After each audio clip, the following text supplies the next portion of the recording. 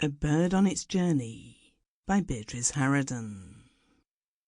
It was about 4 in the afternoon when a young girl came into the salon of the little hotel at sea in Switzerland and drew her chair up to the fire.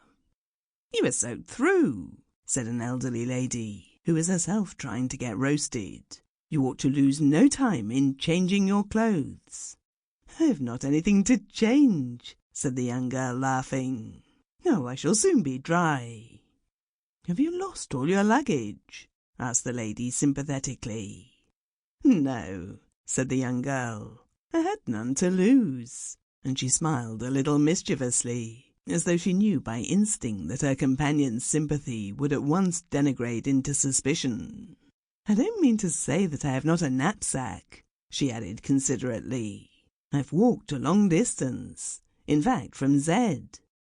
"And where did you leave your companions?" asked the lady, with a touch of forgiveness in her voice.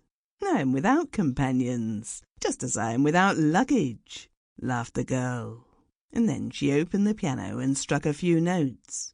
There was something caressing in the way she touched the keys. Whoever she was, she knew how to make sweet music, sad music too, full of that undefinable longing, like the holding out of one's arms to one's friends in the hopeless distance. The lady, bending over the fire, looked up at the little girl and forgot that she had brought neither friends nor luggage with her.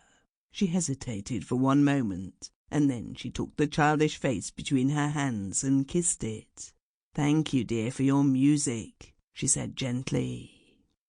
"The piano is terribly out of tune," said the little girl suddenly, and she ran out of the room and came back carrying her knapsack. "What are you going to do?" asked the companion. "I'm going to tune the piano," the little girl said, and she took a tuning hammer out of her knapsack and began her work in real earnest. She evidently knew what she was about and pegged away at the notes as though her whole life depended on the result. The lady by the fire was lost in amazement. Who could she be? Without luggage, and without friends, and with a tuning hammer!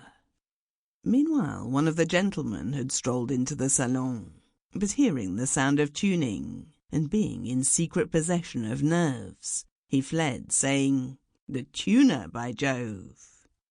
A few minutes afterwards, Miss Blake, whose nerves were no secret possession, hastened into the salon, and in her usual imperious fashion demanded instant silence. Sample complete. Ready to continue?